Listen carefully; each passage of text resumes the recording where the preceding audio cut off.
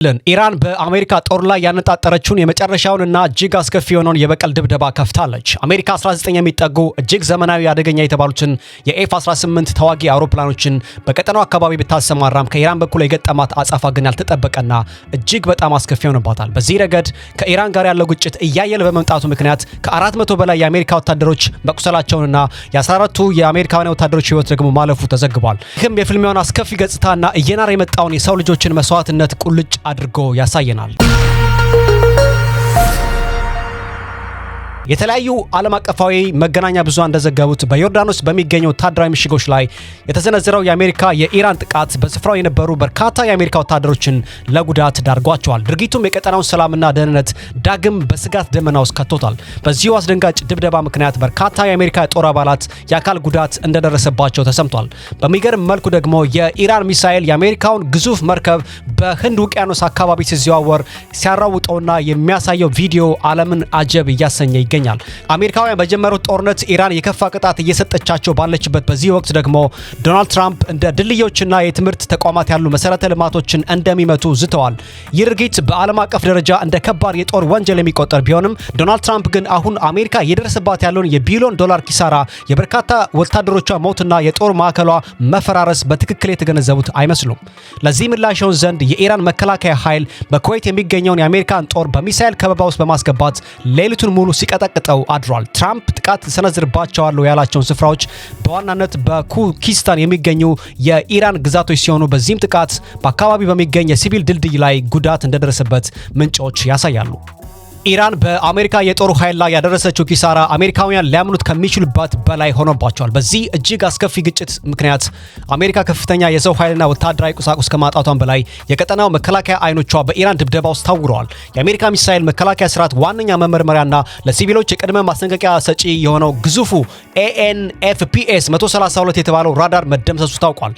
ይህ በኳታር ምድር የሚገኘውና ከአሜሪካ ውጭ ብቸኛው የሆነው ራዳር በ2013 ነበር ስራ የጀመረው። በ1.1 ቢሊዮን የአሜሪካን ዶላር የሚገመተው ይህ እጅግ ዘመናዊ መሳሪያ አሁን ከጥቅም ውጪ ሆኗል። ወታደራዊ ምንጮች እንደሚጠቁሙት ከሆነ ይህንን የጠፋ ራዳር መልሶ ለመተካት ከ5 እስከ 8 ዓመታት የሚፈጅ ረጅም ጊዜ ይወስዳል።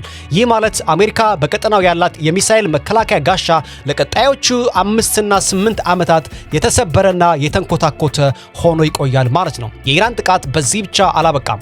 የTHAAD የተባለ የጸረ ባሊስቲክ ሚሳኤል ስርዓት አካል የሆኑት ሁለት ANTPY2 ኤክስ ባንድ የተሰኙ ተንቀሳቃሽ ራዳሮችም አመድ ሆነዋል። አንደኛው በዮርዳኖስ ሙዋፍቂ ሳልቲ የአየር ጦር ሰፈር ሲሆን ሁለተኛው ደግሞ በተባበሩት አረብ ኤሚሬትስ ጦር የሚመራው ነው። በመላው ዓለም የሚገኙ እነዚህ ራዳሮች ብዛት 15 ብቻ ሲሆን ኢራን በአንድ ጀንበር ሁለቱንም አውድመዋለች። የእያንዳንዱ ራዳር ዋጋ ከ550 ሚሊዮን እስከ 1 ቢሊዮን የአሜሪካን ዶላር ይገመታል። እነዚህን እጅግ ውድና ብርቅዬ ቴክኖሎጂዎች ማጣት ማለት አሜሪካና አጋሮቿ የኢራንን ሚሳኤሎች ለመቆጣጠርና ለመመከት ያላቸው አቅም ሙሉ በሙሉ መክሸፉን ያሳያል ማለት ነው። አሁን የባህረ ሰላጤው ሰማይ ለኢራን ሚሳኤሎች ክፍት ሆኖላቸዋል። የአሜሪካ የቴክኖሎጂ የበላይነትም በኢራን የድሮና የሚሳኤል ማዕበል ተንኮታኩቷል ማለት ይቻላል። ይህ ስልታዊ ኪሳራ አሜሪካ በቀጠናው ያላትን ወታደራዊ የበላይነት ወደ ማክተሙ እያቀረበው ይገኛል። ጦርነቱ አሁን በገንዘብ የማይተመኑና በቴክኖሎጂ የማይተኩ መሳሪያዎችን ወደ ማውደም ተሸጋግሯል። ጦርነቱ በባህረ ሰላጤው ምድር ብቻ ሳይሆን በአሜሪካ የውስጥ ፖለቲካና ምጣኔ ሀብት ላይም ትልቅ ችግር ፈጥሮባቸዋል። የአሜሪካ ግብር ከፋይ ማህበረሰብ በዚህ ማለቂያ በሌለው ግጭት ክፉኛ ተዳክመዋል። ዜጎች በየቀኑ ነዳጅ ሲቀዱና የምግብ ሸቀጦችን ሲገዙ የሚከፍሉት ከፍተኛ ዋጋ ለዚህ ጦርነት መደጎሚያ መዋሉ ቁጣቸውን ቀስቅሶታል። ከሁሉም በላይ ግን አሜሪካ ለዓመታት ያከማቸችው ወታደራዊ ትጥቅ ወይም ደግሞ ሙኒሽንስ እየተሟጠጠና እያለቀ መሆኑ ትልቅ ስጋትን ፈጥሮባቸዋል። እንደ JP Morgan እና CSIS የተባሉ ተቋማት ባወጡት መረጃ መሰረት አሜሪካ በእጇ የነበረውን አብዛኛውን የቦምብና የሚሳኤል ክምችት ተጠቅማ ጨርሰዋለች። አሁን ካለችበት ሁኔታ በላይ ከባድ የአየር ድብደባ ለመቀጠል የሚያስችላት በቂ ትጥቅ የላትም። ይህንን ክምችት መልሶ ለመተካት ደግሞ ብዙ ዓመታትን ይፈጅባታል። በስትራቴጂ ደረጃም ቢሆን አሜሪካ ከባህር ጠረፏ አጠገብ የተሰለፈውን የኢራንን የሚሳኤል ስጋት ማስወገድ በፍጹም እንደማትችል ግልጽ ሆኗል። ሁኔታዎችን በዚህ ጨዋታ ማሸነፍ ያልቻለው አሜሪካ እንዴት ኢራንን አሸንፋለሁ ትላለች የሚለው ጥያቄ በወታደራዊ ተንታኞች ዘንድ እየጎላ መጥቷል። የኢራን መላው ወታደራዊና የመንግስት መዋቅር የተገነባው በትክክል ይህንን አይነት ጥቃት ለመመከት ተደርገው ነው። የአሜሪካ ሕዝብም ቢሆን የገዛ ወታደሮቹ በኢራን ድሮኖች ሲገደሉና ሲረፈረፉ የሚያሳይ እጅግ ጥራት ያለው ቪዲዮ ለመመልከት ዝግጁ አይመስሉም። ይህ ጦርነት በቆየ ቁጥር ለአሜሪካ ያለው ውጤት የከፋ ይሆናል። ፕሬዚዳንት ትራምፕም ስለ ጦርነቱ ሁኔታ በተደጋጋሚ ማስጠንቀቂያ ማስጠንቀቂያ ቢሰጣቸውም እንደ ሁልጊዜው ችላ በማለት ወይም ደግሞ በመዘንጋት ጦርነቱን ቀጥለውበታል። ነገር ግን በዚህ ጦርነት ምክንያት ዓለም አንድ ትልቅ እውነት ተረድታለች። አሜሪካ ለዓመታት በፕሮፓጋንዳ ማሽኖቿና በተለያዩ መገናኛ ብዙሃን ስትነግረን ከነበረው ይልቅ እጅግ በጣም ደካማ መሆኗን ተረድተናል። ፕሬዚዳንት ዶናልድ ትራምፕ ላደረጉት ግፊት ምስጋና ይግባውና አሁን የአሜሪካ እውነተኛ የሚሊታሪ አቅምና ተቋም ተጋልጧል። ከፍተኛ የትጥቅ እጥረት፣ የኢኮኖሚ ውድቀትና ወታደራዊ ሽንፈት አሜሪካን አጣብቂኝ ውስጥ ከቷታል። ይህንን ጦርነት ከመጀመሪያው መጀመር ትልቅ ስህተት ነበር። አሁንም ደግሞ በአያያዝ ጉድለት ምክንያት አሜሪካ ወደ ማትወጣበት ማጥ ውስጥ እየገባች ትገኛለች። የኢራን ወታደራዊ ስትራቴጂ አሁን አዲስና ረቂቅ መልክን ይዟል። ቴህራን ድሮኖቿን ዘርፈ ብዙና ጠንካራ የመከላከያ ንብርብሮች ባላቸው የአሜሪካ የባህር ኃይል መርከቦች ላይ ከማባከን ይልቅ አነስተኛ መከላከያ ያላቸውን የአሜሪካ የምድር ጦር ሰፈሮችን መምረጥ ጀምራለች። ይህ ምርጫ ወታደራዊ ብቻ ሳይሆን የረቀቀ የፖለቲካ ስሌት ውጤት ነው። ኢራን የአሜሪካ ጦር ሰፈሮችን የሚያስተናግዱ አገራት እንደ ኩዌት፣ ኳታርና ዮርዳኖስ ላይ ጫና በማሳደር እነዚህ አገራት ካሁን በኋላ የአሜሪካ ጦር በግዛታችን እንዲቆይ አንፈልግም በማለት ዋሽንግተን ላይ ግፊት እንዲያደርጉ እያስገደደቻቸው ትገኛለች። ይህ አሜሪካን በቀጠናው ያለ አጋርና ያለ መሬት ማስቀረት የሚችል አደገኛ ስልት ነው። በዚህ አደገኛ የቼዝ ጨዋታ ውስጥ የተባበሩት አረብ ኤሚሬትስ የተለየ መንገድ የመረጠች ትመስላለች። አቡዳቢ ከኢራን የሚሰነዘርባትን ጥቃት ለማስቆም ለቴህራን 30 ቢሊዮን የአሜሪካን ዶላር ለመክፈል መስማማቷ አስገራሚ ሆኗል። በዚህ ምክንያት ኤሚሬትስ ከአሁኑ የእሳት ማዕበል ራሷን አግልላ የሰላም ደሴት ሆናለች። ይህ በገንዘብ የተገዛ ሰላም በቀጠናው ያለውን የኃይል ሚዛን ፍጹም ወደ ተለየ አቅጣጫ ቀይሮታል ማለት ይቻላል። ኢራን በአንድ በኩል ጦርነትን በሌላ በኩል ደግሞ የኢኮኖሚ እና የዲፕሎማሲያዊ መንገዶችን በመጠቀም የአሜሪካን ቀጣይ ቀጠናዊ አገሮች አንድ በአንድ እየነጠለች ትገኛለች። አሜሪካ በፋርስ ባህረ ሰላጤ ያለው ግዙፍ የባህር ኃይል መርከቧ በከፍተኛ ጥበቃ ውስጥ ቢሆንም በየብስ ላይ ግን ዋሽንግተን ወዳጆቿንና መሰረቶቿን እያጣች ትገኛለች። አሁን ትልቁ ጥያቄ ይሄ ነው። አሜሪካ በቢሊዮኖች የሚቆጠር ዶላር እየከፈለች ሰላምን ከኢራን ከሚገዙ አጋሮቿ ጋር እንዴት መቀጠል ትችላለች? ወይስ ይህ የኢራን ስትራቴጂ አሜሪካን ከመካከለኛው ምስራቅ ለዘላለሙ የምታስወጣበት የመጨረሻው መሳሪያ ሊሆን ይችላል? በአሁኑ ወቅት ኢራናውያን በሆርሙዝ ሰርጥ አቅራቢያ ከፍተኛ የወታደራዊ ዝግጅትና እንቅስቃሴ እያደረጉ ይገኛሉ። ስፍራው ለዓለም የንግድ እንቅስቃሴ እጅግ በጣም ወሳኝ በመሆኑ ምክንያት ኢራን ይህንን የንግድ መስመር በቁጥጥር ስር ለማዋል እየተንቀሳቀሰች ትገኛለች። ይህ አካባቢ ታሪካዊቷ የኢራን ከተማ ኢራን ሻር የምትገኝበት ሲሆን የታላቁ እስክንድር ወይ ደግሞ አሌክሳንደር ዘግሬት ጦር ከህንድና ከፓኪስታን ድንበር ተነስቶ ያለፈበት እጅግ በጣም ታሪካዊ ምድር ነው። በዚህ ታሪካዊ ስፍራ ለተገደሉት የኢራን አብዮታዊ ዘበኛ አባላትም ደም ለመበቀል ኢራናውያን በሶሪያ በኢራቅና በዮርዳኖስ ድንበር ላይ የሚገኘውን የአሜሪካን ልዩ ኃይል ጦር ሰፈር አልታንፍ አመድ አድርገዋለች። ብዙዎች አሜሪካ ከባህረ ሰላጤው ሀገራት ተነሳ ኢራንን በቀላሉ ማጥቃት የምትችልበት መንገድ ያለ ይመስላቸዋል። ነገር ግን የኢራንን አስከፊ የበቀል እርምጃ ዘንግተውታል። ኢራን በመላው የባህረ ሰላጤው የባህር ጠረፍ ላይ የሚገኙ በመቶዎች የሚቆጠሩ የጨው ውሃ ማጣሪያ ጣቢያዎችን በቀላሉ የማውደም አቅም አላት። እነዚህ ጣቢያዎች የባህረ ሰላጤው ሀገራት የምጣኔ ሀብት፣ የግብርና፣ የኢንዱስትሪና የቱሪዝም ህልውና መሰረቶች ናቸው። ስለዚህ ኢራን እነዚህ ላይ አደጋ ማድረሷ በራሱ ጦርነቱን ለማሸነፍ ያስችላታል። የኢራን ጦር ጠላት ሲል በፈረጀው የአሜሪካ የጦር መርከብ ላይ የተሰነዘረውን የሚሳኤል ጥቃት የሚያሳይ ምስል ይፋ አድርጓል። ከቪዲዮ ጋር በተያያዘ ቴህራን ባወጣችው መግለጫ መሰረት ከጥቂት ሰዓታት በፊት በመብረቃዊ ዘመቻ ወይ ደግሞ ኦፕሬሽን ተንደር ቦልት በሚሉት 13ኛው ምዕራፍ የባህር ኃይሉ የሚሳኤል ስርዓት በሰሜናዊ ህንድ ውቅያኖስ ላይ የሚገኝን ወራሪ መርከብ ከየብስ ወደ ባህር በሚወነጨፍ የክሩዝ ሚሳኤል እንደተመታ ነግራናለች። ኢራን ከዚህ በተጨማሪም የተሰነዘሩ የሚሳኤል ናዳ በአሜሪካው መርከብ ላይ ከፍተኛ ሽብርና ድንጋጤን መፍጠሩን ይህም መርከቡን ከኢራን የባህር ኃይል የጥቃት ክልል ውጭ ዳግም እንዳያንሰራራ አድርጎ እንዲሸሽ ማስገደዱን በኩራት ገልጻለች። በአርብ ዕለት የኢራን መንግስታዊ የዜና ወኪል ተመሳሳይ ዘገባ በማውጣት የባህር ኃይሉ ከየብስ ወደ ባህር የሚወነጨፍ የክሩዝ ሚሳኤል በአሜሪካ መርከብ ላይ መተኮሱን ደግሞታል። በሌላ በኩል ደግሞ የኢራን አብዮታዊ ዘበኛ የአየር ክንፍ ናስር 2 በተሰኘው የድል ዘመቻ 16ኛው ምዕራፍ ላይ በኳታር የሚገኘውን አል ኡዴድ የተሰኘውን ግዙፍ የአሜሪካ የጦር ሰፈር ኢላማ ማድረጉን አስታውቋል። በዚህ ጥቃት የረጅም ርቀት ራዳር ስርዓትና በርካታ ስትራቴጂካዊ የአየር ላይ ነዳጅ ማደያ አውሮፕላኖች መውደማቸውና ሌሎቹም ደግሞ በጽኑ መጎዳታቸውን አብዮታዊ ዘበኛው ግልጽ አድርገውታል። ከዚህ በተጨማሪ ኢራን በናስር 2 ዘመቻ 15ኛው ምዕራፍ ላይ የምድር ጦር በኩዌት የሚገኙ የአሜሪካ የጦር ይዞታዎችን በመምታት የሂማርስ ሮኬት ማስወንጨፊያዎችንና ሚሳኤሎችን ማውደሟን ገልጻለች። በተጨማሪም ጸረ አብዮት ባላቸው ቡድኖችና በአሜሪካ ጦር በሚጠቀሙባቸው ተቋማት ላይ የድሮንና የሚሳኤል ጥቃት መፈጸሙን አስታውቃለች። አብዮታዊ ዘበኛው በዮርዳኖስ በሚገኙ የአሜሪካ የጦር ሰፈሮች ላይ ባደረሰው የባሊስቲክ ሚሳይልና የድሮን ጥቃት ምክንያት የጦር ጄቶችና የነዳጅ ማደያ አውሮፕላኖችን መምታቱን ገልጿል። በዚህም በርካታ አውሮፕላኖች መውደማቸውንና ጉዳት እንደደረሰባቸው በመጥቀስ የዮርዳኖስ ሕዝብ የአሜሪካ ጦር በሀገራቸው መቆየቱን እንዲቃወሙ ጥሪ አቅርቦላቸዋል። የኢራን ወታደራዊ ኃይል በኦማን ጋኒም አካባቢ የሚገኝን የአሜሪካ አየር መቆጣጠሪያ ራዳርና በሰላማ ድንጋዮች አካባቢ የሚገኝን የባህር ላይ ክትትል ራዳር ማውደሙ ገልጾ የሆርሙዝ ወሽመጥም አሁንም በኢራን የባህር ኃይል ቁጥጥር ስር መሆኑን አረጋግጧል። ከሁሉም በላይ ግን እጅግ በጣም አስደንጋጩ ዘገባ የተሰማው በመጨረሻ ነው።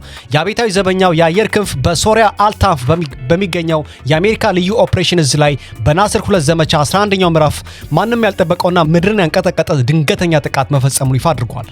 ከመቶዎች ጣቢያዎች መካከል 54 ብቻ የ90 በመቶ የቀጠናውን ንጹህ ውሃ አቅርቦት ይቆጣጠራሉ። ኢራን ዛሬ በኩዌት የሚገኘውን የኤሌክትሪክና የውሃ ማጣሪያ ጣቢያ ላይ በሰነዘረችው ጥቃት ምክንያት ይህንን የጥፋት እርምጃ ለመጀመር ዝግጁ መሆኗን ለዓለም አሳይታለች። ኢራን በአሜሪካ ወታደራዊ ኃይል ላይ ያደረሰችው ኪሳራ አሜሪካውያን ሊያምኑት ከሚችሉት በላይ ሆኖባቸዋል። በዚህ እጅግ አስከፊ ግጭት ምክንያት አሜሪካ ከፍተኛ የሰው ኃይልና ወታደራዊ ቁሳቁስ ከማጣቷን በላይ የቀጠናው መከላከያ አይኖቿ በኢራን ድብደባ ታውረዋል። የአሜሪካ ሚሳኤል መከላከያ ስርዓት ዋነኛ መመርመሪያና ለሲቪሎች የቅድመ ማስጠንቀቂያ ሰጪ የሆነው ግዙፉ AN/FPS 132 የተባለው ራዳር መደምሰሱ ታውቋል። ይህ በኳታር ምድር የሚገኘውና ከአሜሪካ ውጭ ብቸኛ የሆነው ራዳር አሁን ከጥቅም ውጪ ሆኗል። ከዚህ በተጨማሪ ማንኛውም አይነት የምድር ጦር ወረራ የሚካሄድ ከሆነ አሜሪካውያን ወታደሮች ወይ ይማረካሉ አሊያም ይታረዳሉ በማለት የኢራን ጦር ለዋሽንግተን ጥብቅ ማስጠንቀቂያ አስተላልፏል። የአሜሪካ አሽከር የሆኑት የባህረ ሰላጤው ሀገራት አሁን ከቀመሱት የኢኮኖሚና የጦርነት ጣጣ ባለፈ መላው ቀጠና ወደ ድቅድቅ ጨለማ ሊገባ እንደሚችል ኢራን እያስጠነቀቀች ትገኛለች። ኩዌትና ሌሎች ሀገራት ዜጎች የአሜሪካ ጦር አካባቢያቸውን ለቆ እንዲወጣ ግፊት እንዲያደርጉም ጥሪ አቅርባላቸዋለች። በሌላ በኩል ደግሞ ኢራን ሁለተኛውን ወሳኝ መሳሪያውን ልትመዝ ትችላለች። እርሱም የባብ አል-ማንደብ ስልታዊ የውሃ መስመር ነው። የየመኑ ሁቲዎች ቀደም ሲል ይህንን መስመር የመዝጋት አቅም እንዳላቸው አሳይተዋል። አሁን ደግሞ ሁቲዎች በሶማሊያ ከሚገኘው አልሸባብ ጋር ግንኙነት ፈጥረዋል። ሁቲዎች ለአልሸባብ የሳማ ድሮኖችንና ዘመናዊ የድሮን ቴክኖሎጂዎችን በማቅረብ ስልጠና ሰጥቷቸዋል። ቴህራን ትዕዛዝ ካስተላለፈች ሁቲዎችና አልሸባብ በመተባበር በጋራ በመሆን የቀይ ባህርንና የአረብ ባህርን መተላለፊያ በመዝጋት አሜሪካንና መላው ዓለምን ክፉኛ ሊያንበረክኳቸው ይችላሉ። በዚህ ምክንያት ኩዌት በኢራንና በአሜሪካ መካከል የሚካሄድ የኃይል ፊልሚያ አዲሱ የጦር ግንባር ሆናለች። ፕሪዴተር ቢ በመባል የሚታወቀውንና እጅግ በጣም ረቂቁን የአሜሪካ MQ-9 ሪፐር ድሮን በቡሸር የባህር ወደብ ከተማ ላይ መታጥለዋለች። ቡሸር ተራ ከተማ አይደለችም። የኢራን ብቸኛው የኒውክሌር ኃይል ማመንጫ ጣቢያ የሚገኝበት ስትራቴጂካዊ እምብርት ናት። የኒውክሌር ተቋማት በጦርነት ወቅት ጥቃት ሊሰነዝርባቸው የማይገባ ቢሆንም የሳተላይት ምስሎች ግን በቡሸር የኒውክሌር ጣቢያ ግቢ ውስጥ አዳዲስ የጥቃት ጠባሳዎች እየታዩ ይገኛሉ። የአሜሪካ ሚሳኤሎች ከወታደራዊ ግንባር አልፈው ወደ መካከለኛው የኢራን ከተማ ያዚድ ድረስ በመድረሳቸው ጥቃቱ ወደ ኢራን ጥልቀት ግዛቶች እየተስፋፋ መሆኑን ያሳያል። ለዚህ ምላሽውን ደግሞ የኢራን አብዮታዊ ዘበኛ በኩዌት የሚገኘው አሊ አልሳሌም የተባለውን የአየር ጦር ሰፈር ላይ 8ኛውን የናስር 2 ዘመቻ አድርጋ ድባቅ መጥተዋለች። ልማቶች ላይ ያነጣጠረ መጠነ ሰፊ ጥቃት መከፈቱን በይፋ አስታውቋል። ለዚህ ደግሞ ዋናው ምክንያት አሜሪካ ናስር 2 በተሰኘው ታሪካዊ ወታደራዊ ዘመቻ የኢራን ኃይሎች 18ኛውን የጥቃት ዙር በኩዌት ምድር በሚገኙ ቁልፍ የአሜሪካ ይዞታዎች ላይ አርፈዋል። የአሜሪካ የምድር ጦር የድጋፍ ማዕከል በሆነው ካምፕ አሪፍ ጃን ላይ በተሰነዘረው ጥቃት ምክንያት የአሜሪካ ወታደሮች በነበሩበት ቦታ ተመተው ወድቀዋል። በርካታ ወታደራዊ አባላትም ተገለዋል። የጥቃቱ ሰለባ የሆነውም የአሊ አልሳሌም የአየር ኃይል ጦር ሰፈርን በኢራን ድሮኖች ተደብድቧል። በዚህ የጦር ሰፈሩ የራዳር ስርዓቶች፣ የጦር መሳሪያዎች ጥገና ማዕከልና የድሮን መጠለያዎች ሙሉ በሙሉ ወድመዋል። የኢራን ጦር ባወጣው ዝርዝር መግለጫ መሰረት የአሜሪካ የባህር ኃይል የነዳጅ ጫኝ መርከብ፣ የጦር አውሮፕላኖች ማቆሚያ፣ የደህንነት መረጃ ማዕከል እንዲሁም ደግሞ የሲግናልና የመገናኛ ተቋማት የጥቃቱ ኢላማ ሆነው ፈርሰዋል። የኢራን የባህር ኃይልን በኩዌት የሚገኘውን የአሜሪካን የሲግናል ማዕከል ማውደሙን አረጋግጧል። ቴህራን የአሜሪካ ጦርን ለሚያስተናግዱ ቀጠናዊ ሀገራት ጥብቅ ማስጠንቀቂያ አስተላልፋለች። ግዛታችሁን ለጥቃት መሰንዘሪያነት የምትሰጡ ከሆነ ተመጣጣኝ ምላሽን ለመቀበል ተዘጋጁ ስትል አስጠንቅቃለች። በኩዌት ሰማይ ላይ የሚሳኤል መከላከያ ስርዓቶች ሲረባረቡና የአደጋ ጊዜ ሳይረኖች ሲጮሁ ተደምጠዋል። ኃይለኛ ፍንዳታዎች አገሪቱን ሲያናውጡ የኩዌት አየር መንገድም ደህንነትን ለመጠበቅ ሲባል በኩዌት ዓለም አቀፍ አውሮፕላን ማረፊያ የሚደረጉ በረራዎችን በሙሉ አቁሟል። ግጭቱ ከኩዌት አልፎ ወደ ጎረቤት ሀገራትም ተስፋፍቷል። በዮርዳኖስ የሚገኘው የሙዋፋቂ ሳልቲ ወይም ደግሞ የአልራዝ የአየር ጦር ሰፈር የነዳጅ ማከማቻዎች በኢራን ጥቃት ጋይተዋል። በባህሬን የሚገኘው የአሜሪካ 5ኛው የባህር ኃይል ዋና መስሪያ ቤትም በከባድ ፍንዳታዎች ተናውጧል። በኩዌት የሚገኘው የካምፕ ኡደር የጥይትና ፈንጂ ማከማቻም በኢራን ድሮኖች ተመቶ ወድሟል። በኳታር የሚገኘውና በክልሉ ግዙፉ የሆነው የአል ኡዴድ የአየር ጦር ሰፈርም የናስር 2 ዘመቻ 15ኛው ዙር ሰለባ ሆኗል። የኢራን አብዮታዊ ዘበኛ ባሰማራቸው ድሮኖች የጦር ሰፈሩ የራዳር ስርዓትና በርካታ የአየር ላይ ነዳጅ መሙያ አውሮፕላኖች ተደምስሰዋል። ኢራን አራሽ የተሰኙ ገዳይ ድሮኖችንና ልዩ ድንገተኛ ስልቶችን በመጠቀም ከ10ኛው እስከ 16ኛው ዙር ባደረገችው ጥቃት ምክንያት በዮርዳኖስ የሚገኙ የኤፍ 16 ተዋጊ አውሮፕላኖችና የሂማርስ ሚሳኤል ማስወንጨፊያዎችን መምታቷን ገልጻለች። በተለይም ደግሞ የአሜሪካ ወታደሮች መኖሪያ የሆኑትን ባራክስና የሎጂስቲክስ ማዕከላትን መምታቷንና ኢራን በአካባቢው ያለውን የአሜሪካን ወታደራዊ ህልውና ከስር መሰረቱ ለመነቅነቅ መነሳቷን ያሳያል። ይህ መጠነ ሰፊ ጥቃት መላው የመካከለኛው ምስራቅ ቀጠና ወደማይታወቅ የጦርነት አዙሪት ውስጥ ከቶታል። የሎጂስቲክ ማዕከላት የማንኛውም ወታደራዊ ኦፕሬሽን የጀርባ አጥንት ናቸው። ነዳጅ፣ ጥይት፣ መለዋወጫዎችና ወታደራዊ ቁሳቁሶችን በመላው የባህረ ሰላጤው ቀጠና ለሚገኙ ኃይሎች የሚያከፋፍለው ይህ የደም ስር መቋረጥ የአሜሪካን የጦር ስምሪት እንዲቀዘቅዝና ለዳግም ስንቅ አቅርቦት የሚያደርገውን ጉዞ እጅግ በጣም ውስብስብ ያደርገዋል። ኢራን በምልክት ደረጃ የሚታዩ ቦታዎችን ከመምታት ይልቅ አሜሪካ በመካከለኛው ምስራቅ ያላትን ወታደራዊ ኃይል የምታስጠብቅበትን መሰረት ለመናድ ቆርጣ መነሳቷን አረጋግጣለች። የኢራን ባለስልጣናት ይህ ዘመቻ በመላው ባህረ ሰላጤው በሚገኙ የአሜሪካ የጦር ሀብቶች ላይ ያነጣጠረ የተቀናጀ ጥቃት መሆኑን ገልጸዋል። በዚህ ምክንያት የኢራን የረጅም ርቀት የድሮን ትክክለኛነትና የመምታት አቅም ለዓለም ያሳየ ነው። ጥቃቱ በኩዌት ብቻ አላበቃም። አራሽ የተሰኙ ገዳይ ድሮኖች በባህሬን የሚገኘው ሳኪር የተባለውን የአየር ጦር ሰፈርም አውድመውታል። በዚህም የአሜሪካ አውሮፕላንና የሄሊኮፕተር መገናኛ ተቋማት፣ የቅኝት ስራዎች፣ የወታደር ማጓጓዣ እና ፈጣን ወታደራዊ ምላሽ ለመስጠት የሚያገለግሉ የአቪዬሽን መሰረተ ልማቶችም የጥቃቱ ሰለባ ሆነዋል። የኢራን ጥቃት ስልታዊ በሆነ መንገድ የተቀነባበረ ነው። የወታደር መኖሪያዎች፣ ባራክስ፣ የሎጂስቲክስ ማዕከላትና የአየር ጦር ሰፈሮች ተነጥለው የሚታዩ ተቋማት አይደሉም። ይልቁንም አሜሪካ በባህረ ሰላጤ ወታደራዊ የበላይነቷን እንድታስጠብቅ የሚያስችሏት የተሳሰሩ መረቦች ናቸው። እነዚህ 3 ቁልፍ መሰረቶች በአንድ ጊዜ መምታት የአሜሪካን ወታደራዊ መረብ ከስሩ መበጣጠስ እድል ይሰጣል። ከኩዌት እስከ ባህሬን የተዘረጋው ይህ የተቀናጀ ጥቃት ኢራን በአንድ ጊዜ በርካታ የአሜሪካ የጦር ሰፈሮችን የማንበርከክ ብቃት እንዳላት ማሳያ ሆኗል። በሌላ በኩል ደግሞ የአሜሪካው ፕሬዝዳንት ዶናልድ ትራምፕ ኢራን በቅርቡ ትሸነፋለች ሲሉ ዝተዋል። ትራምፕ ይህ ወታደራዊ ኦፕሬሽን ምንም ለውጥ አያመጣም፣ የዘይት ዋጋም ወደ $55 ዝቅ ይላል በማለት የአሜሪካን ጥንካሬ ለማሳየት ሞክረዋል። ይሁን እንጂ በኩዌት የሚገኘው የአሜሪካ የጦር ሰፈር አቅራቢያ በተሰነዛው ግዙፍ እሳትና በሰማዩ ላይ በታየው ጥቅጥቅ ያለ ጥቁር ጭስ ቀጠናው በከፍተኛ ስጋት ውስጥ መውደቁን ታይቷል። የኢራን አብዮታዊ ዘበኛ በናስር 2 12ኛ ዙር ዘመቻው የሚሳኤል መከላከያ ራዳርን፣ ግዙፍ የጦር መሳሪያ ዲፖዎችንና የሂማርስ ምድር ለምድር ሚሳኤል ማስወንጨፊያዎችን ማውደሙን አረጋግጧል። ለዚህ ምላሽ ይሆን ዘንድ የአሜሪካ ማዕከላዊ እዝ ላለፉት 6 ተከታታይ ቀናት በኢራን ኢላማዎች ላይ የአየር ድብደባ ፈጽሟል። በተለይም ደግሞ በሆርሙዝ አቅራቢያ የሚገኘው የሆርሙዝ ጋን ግዛቱ የጥቃቱ ሰለባ ሆኗል። የዓለም የኃይል አቅርቦት ቁልፍ በሆነ በዚህ ስልታዊ የውሃ መስመር ላይ የተጋረጠው አደጋ ግጭቱ ወደ ሰፊ ቀጠናዊ ቀውስ እያመራ መሆኑን የሚያመለክት ሆኗል። በባህረ ሰላጤ የሚርመሰመሱት ሚሳኤሎችና ድሮኖች የቀጠናውን ደህንነት ለከፍተኛ አደጋ አጋልጠውታል። የቀረቡት ነጥቦች በጦርነት ስትራቴጂና በታሪክ ሂደት ውስጥ ትልቅ ቦታ የሚሰጣቸው ጉዳዮች ናቸው። በተለይም ደግሞ የአንድን ሀገር መልክዓ ምድራዊ አቀማመጥና የሕዝብን የመከላከል አቅም ከግምት ሳያስገቡ የሚሰነዘሩ ጥቃቶች ውጤታማ ስለመሆናቸው የታሪክ ምሁራን ዘውትር የሚከራከሩበት ጉዳይ ነው። ሁሉንም ነገር አውድመናል የሚለው ፉከራ በአየር ላይ ቢሰማም ጥያቄው ግን አሁንም እንደቀጠለ ነው። አሜሪካ በትክክል ያወደመችው ምንድን ነው? የኢራን አጻፋዊ እርምጃዎች ባልቆሙበት ሁኔታ የማጥፋት ቃል ትርጉሙ ግልጽ አይደለም። እዚህ ላይ ነው እንግዲህ የሰው ልጅ ታሪክ ትልቁ ማስጠንቀቂያ የሚሰጠው። እንደምታስታውሱት የቬትናም ጦርነት ያስተማረን አንድ ትልቅ እውነት አለ። በአንድ ሀገር ላይ የቦምብ ናዳ በማውረድ ብቻ ድልን ማምጣት አይቻልም። ቬትናማውያን በህይወት መቆየት መቻላቸው ብቻ ለድል አብቅቷቸዋል። አሜሪካን በኢራን ምድር ተመሳሳይ ፈተና ከፊቷ ተደቅኗል። ከኢራን ባለስልጣናት ጋር በሰላም ጠረጴዛ ዙሪያ ተቀምጦ ስምምነት ከመድረስ ውጪ በጦርነት ብቻ ድልን መቀናጀት የማይታሰብ እየሆነ መጥቷል። ብዙዎች ፕሬዚዳንት ትራምፕን ጨምሮ በቂ ቦምብ ስላለን ብቻ እናጠፋቸዋለን ብለው ያስባሉ። ነገር ግን የኢራን ስፋትና መልክዓ ምድራዊ አቀማመጥ ከሚወረውሩት ቦምቦች አቅም በላይ መሆኑን ዘንግተውታል።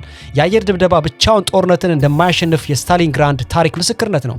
በስታሊንግራንድ በዚያ ጦርነት ወቅት ጀርመን በከተማዋ ላይ ከ3 ሚሊዮን ፓውንድ በላይ ቦምብ ብታዘንብም በመጨረሻ ግን ራሷ ጀርመን ተሸንፋ ሽንፈትን ተከናንባ ከተማዋን ለቃ ወጣለች። በተለይም ደግሞ የምድር ጦርነት ከተጀመረ ሁኔታው እጅግ በጣም የከፋ ይሆናል። የኢራን ተራራማ መልክዓ ምድር ለአሜሪካ ወታደሮች የቀብር ስፍራ ሊሆኑ ይችላሉ። ተራራዎቹን፣ ገደላ ገደሎቹንና የየብስ ስልቶች ጠንቅቀው የሚያውቁት ኢራናውያን ብቻ ናቸው። የአሜሪካውያን ወታደሮች ወደዚህ ውስብስብ መልክዓ ምድር ከገቡ ጦርነቱ ወደ ደም መታጠቢያነት መቀየሩ አይቀሬ ነው። አመክንዮና የታሪክ ዋጋን የማይረዱ መሪዎች አገራቸውን ወደማይወጡበት አዘግት ውስጥ ሲከቱ ይታያሉ። አሁን ዓለማችን የሚፈልገው ጦርነትን የሚያቆም የተራራዎችንና የጦርነትን ትክክለኛ ዋጋ የሚረዳ አስተዋይ መሪ ነው። ያለበለዚያ ግን ይህ ጦርነት ለቀጠናው ብቻ ሳይሆን ለዓለም ምጣኔ ሀብትና ሰላም የማይጠገን ጠባሳ ጥሎ ያልፋል። አበቃው። መልካም ጊዜ